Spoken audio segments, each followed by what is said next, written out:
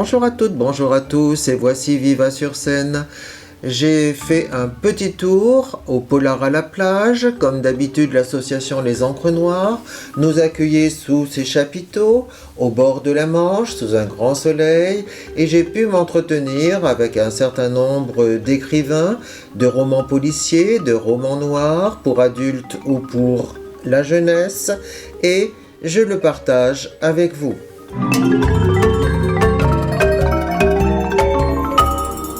Didier Daninx, bonjour. Bonjour.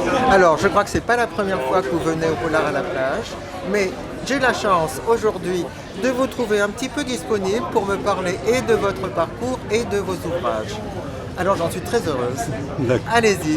Qui êtes-vous, Didier Daninx? Je suis un écrivain un petit peu par hasard. Moi, je n'étais pas formaté pour ça. J'étais formaté pour l'usine. Et puis, je suis tombé au chômage. J'ai écrit un bouquin qui a été publié par Gallimard, qui a eu un gros écho à cause du thème, c'est-à-dire une manifestation algérienne qui s'est terminée dans un bain de sang en 1961, Bien sûr. où il y a eu entre 100 et 200 morts dans les rues de Paris, et qui était complètement passé aux oubliettes de l'histoire. C'est vrai.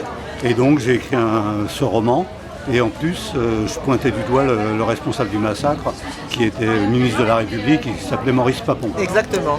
Et donc d'un seul coup, j'ai pas inventé une sorte de roman noir qui était en friction directe avec l'histoire, mais il y a un petit peu de ça.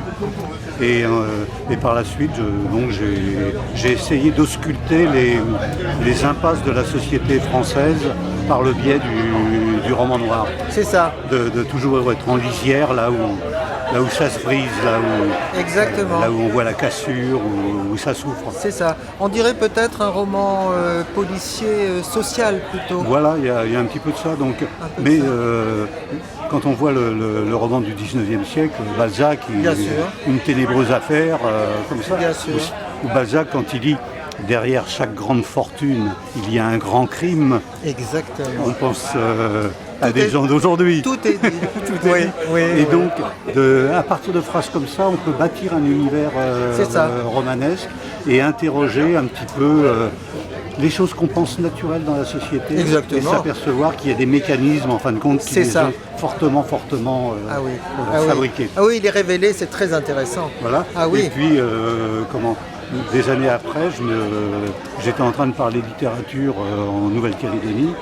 Et j'ai appris sur place qu'en 1931, il y avait une centaine de Kanaks qui avaient été exposés comme des animaux derrière les grilles du zoo de Vincennes pendant l'exposition coloniale. Exactement.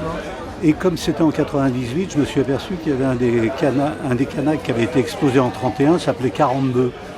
Le même nom qu'un des joueurs de l'équipe de France qui venait de gagner la coupe. Oui, c'est Je vrai. l'ai rencontré et sur les photos, il a reconnu son arrière-grand-père. Oh. Et donc j'ai écrit un bouquin qui s'appelle Cannibale, qui montre ça, comment il y a 90 ans on exposait un 42 derrière les grilles du zoo, et comment après on le célèbre comme un objet de désir, alors qu'avant c'était un objet de réprobation et d'horreur. C'était un cannibale, un anthropophage. C'est ça, un indigène. Voilà. Dites, le dernier roman, Les Maisons Parachutées, part aussi d'un fait social. Oui, c'est que je m'interrogeais sur des figures de ma famille. J'ai des gens, j'ai un grand-père qui a déserté en 1916, qui a été condamné à 3 ans de travaux forcés, qui était anarchiste et qui a fait 3 ans de combat et qui était démoralisé par la mort de son frère, donc qui a déserté. Il l'a payé très cher. Mais j'ai tout un tas de gens comme ça dans ma famille. Et j'ai découvert un grand-oncle qui est mort à Mauthausen, un camp qui était en Autriche. Et personne n'en parlait dans la famille.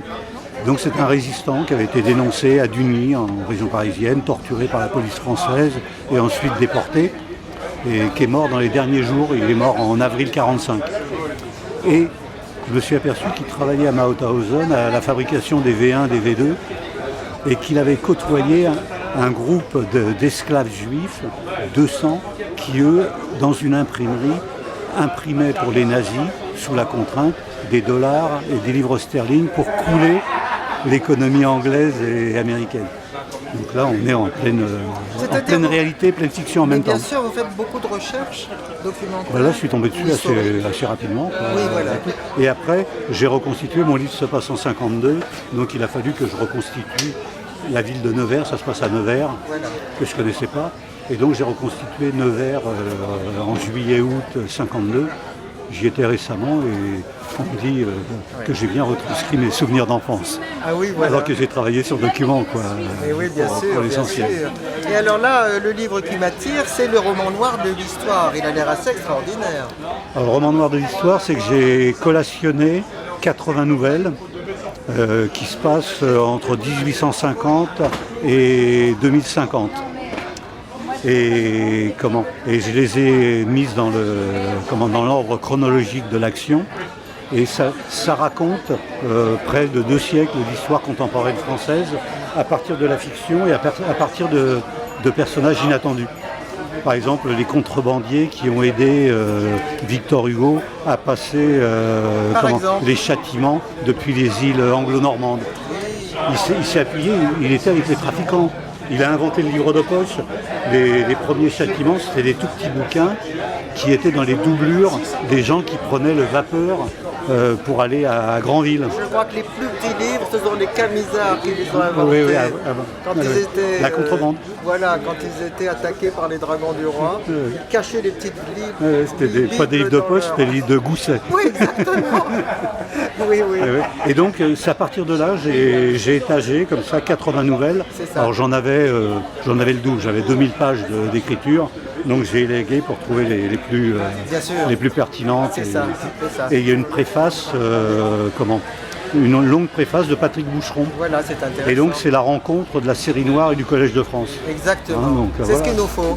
C'est ce qu'il faut faire. Moi, c'est mon but, c'est de réconcilier le monde du travail surtout à notre époque, et le monde de la culture. On a énormément besoin d'histoire avec un grand H bien sûr, ou une grande H, mais aussi d'histoire particulière parce que l'époque est terrible.